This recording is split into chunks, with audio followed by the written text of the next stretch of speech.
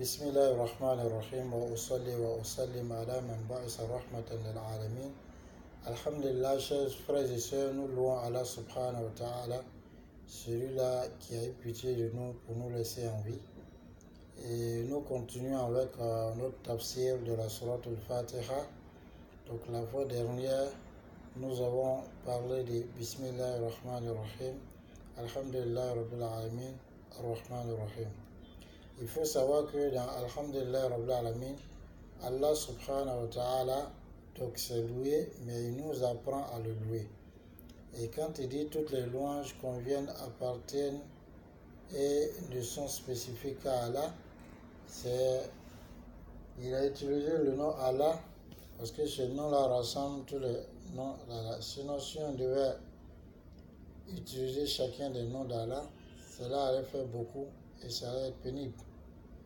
Mais quand on dit Alhamdulillah, donc c'est comme si on a loué Allah par tous ses noms. Surtout que le Alhamdou, c'est alors il fait de l'istighraq, c'est tous les noms et c'est à toute la louange. Lillahi, le lam contenu d'Allah,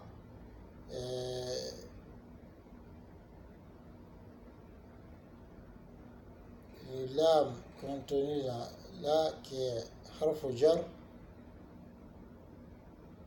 le lam donc contenu dans là qui est l'appartenance et l'appartenance. Et nous arrivons à Malik Yawmiddin. Malik Yawmiddin, c'est-à-dire le possesseur, le détenteur du jour dernier, du jour du rassemblement, du jour de la résurrection. Mais ici, le terme din a le sens de salaire, parce que le terme din, tantôt il a le sens de salaire, comme dans ce verset, ou il peut avoir le sens d'œuvre, comme Allah dit lakum dinukum waliya din, à vous votre religion et à moi ma religion, c'est-à-dire à vous votre pratique et à moi ma pratique. Et Malik, c'est sifa lillah. Le terme Malik qui est utilisé, c'est un attribut d'Allah subhanahu wa ta'ala. C'est-à-dire après avoir dit Ar-Rahman et Ar-Rahim, qui sont des attributs d'Allah, donc il vient à Maliki qui est un autre attribut d'Allah. Et c'est-à-dire que le jour où les gens seront ramenés à la vie et où ils seront récompensés, chacun en fonction de la qualité et de la nature de ses œuvres, alors celui qui est le possesseur, le détenteur de ce jour, c'est Allah subhanahu wa ta'ala. Et on peut dire Maliki comme on peut dire Malik. Les deux lectures sont permises. Et l'intérêt qui réside dans le fait de dire Maliki et Malik, c'est-à-dire lit tantôt Malik et lit tantôt Malik, donc les deux lectures sont permises, c'est le fait que Allah subhanahu wa ta'ala soit le vrai roi par excellence. Parce qu'il y a des gens qui sont, alors, Malik, c'est-à-dire qui sont rois, mais qui en réalité ne possèdent rien.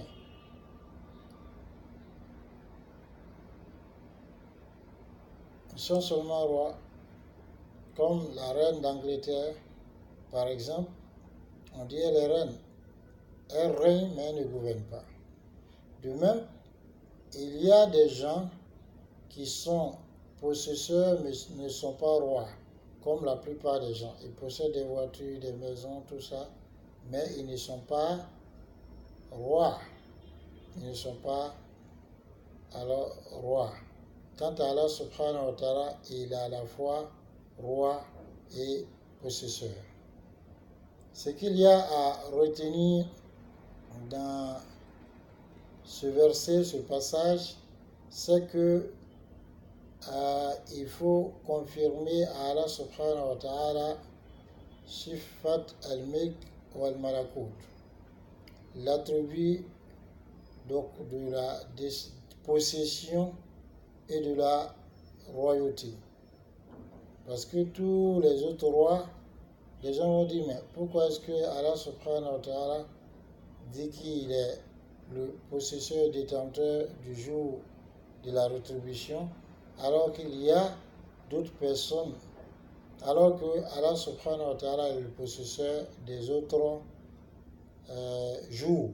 Nous disons cela parce que les autres rois et maîtres seront dépouillés de leur royauté, de leur possession, et aucun ne pourra manifester sa possession, sa royauté ce jour-là en dehors d'Allah subhanahu wa ta'ala. Voilà pourquoi Allah va demander à qui est liman al-mulk al-yawm, liman al-mulk al-yawm, à qui appartient la royauté aujourd'hui, où sont les rois, où sont les tyrans, où sont les fils des rois. Tout le monde est couché, personne ne pourra répondre. Allah va alors répondre Lillahi al-wahid al-qahar, la royauté appartient à Allah subhanahu wa ta'ala, l'unique, alors le contraignant.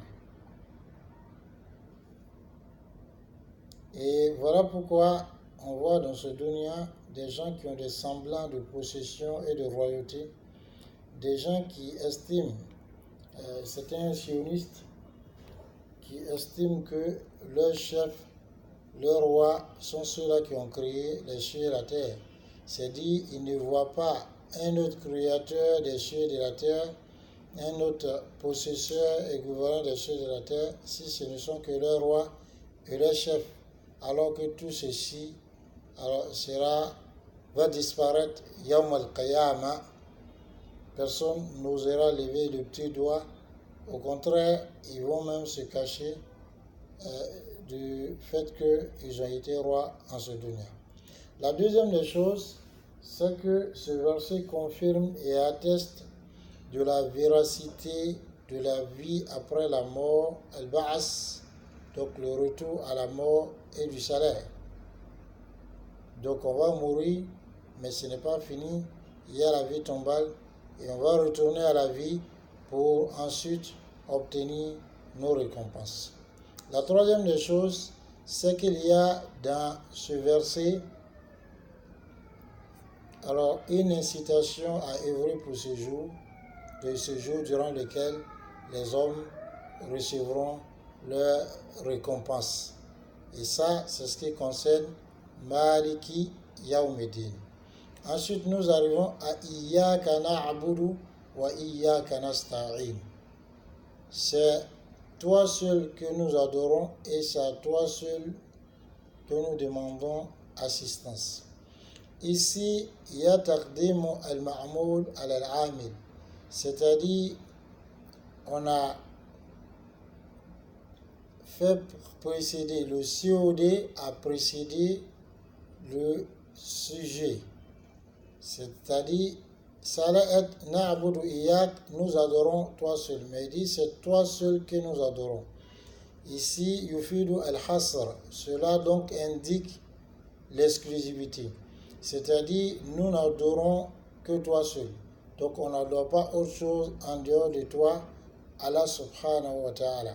Et quand on dit l'adoration, c'est donc le fait donc de s'humilier de façon totale pour Allah subhanahu wa ta'ala. De telle sorte que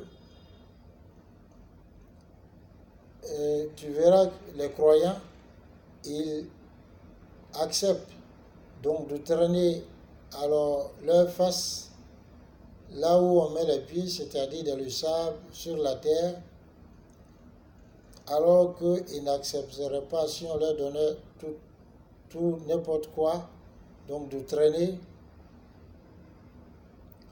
de se prosterner devant autre chose qu'Allah subhanahu wa ta'ala. Et cette adoration, elle nous engage à accomplir ce qu'Allah nous demande et à délaisser ce qu'Allah nous interdit. Parce que le serviteur d'Allah subhanahu wa ta'ala, l'adorateur d'Allah, c'est celui donc qui est en conformité avec la volonté juridique d'Allah subhanahu wa ta'ala. C'est-à-dire ce qu'Allah aime, c'est ce que lui il aime et c'est ce qu'il fait.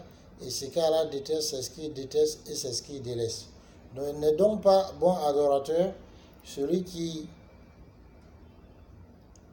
dit adorer Allah alors qu'il ne délaisse pas les interdits comme le mensonge, la médisance, l'orgueil, le non-respect des parents, la traîtrise, beaucoup la fornication, le vol, la trahison, le non-respect des maris pour les femmes, le fait de ne pas donner le droit de son épouse pour les hommes, le fait donc de ne pas avoir pitié de ses enfants et autres.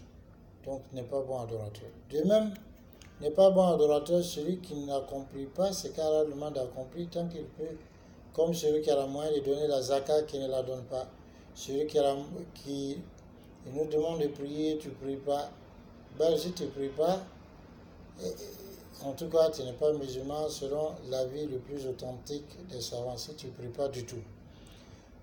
De même, il a les moyens de faire le hajj, il ne fait pas le hajj. De même, il a les moyens de faire du bien, il ne le fait pas, d'apprendre la science religieuse, il ne le fait pas, et tout ça.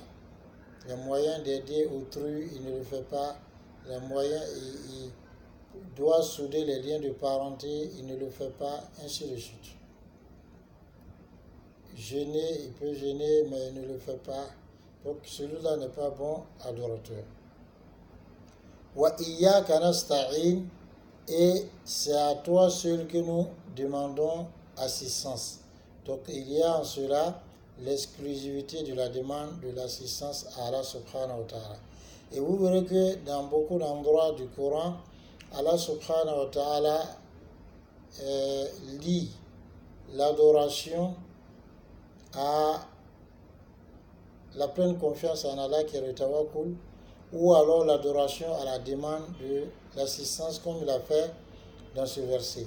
C'est pour dire qu'on ne peut accomplir aucune adoration sans que ce ne soit avec l'aide d'Allah subhanahu wa ta'ala, et sans que cela ne soit avec le tawakkul, le fait de s'en remettre entièrement à Allah subhanahu wa ta'ala. Qu'Allah nous accorde la bonne compréhension. Assalamu alaikum wa rahmatullah wa barakatuh.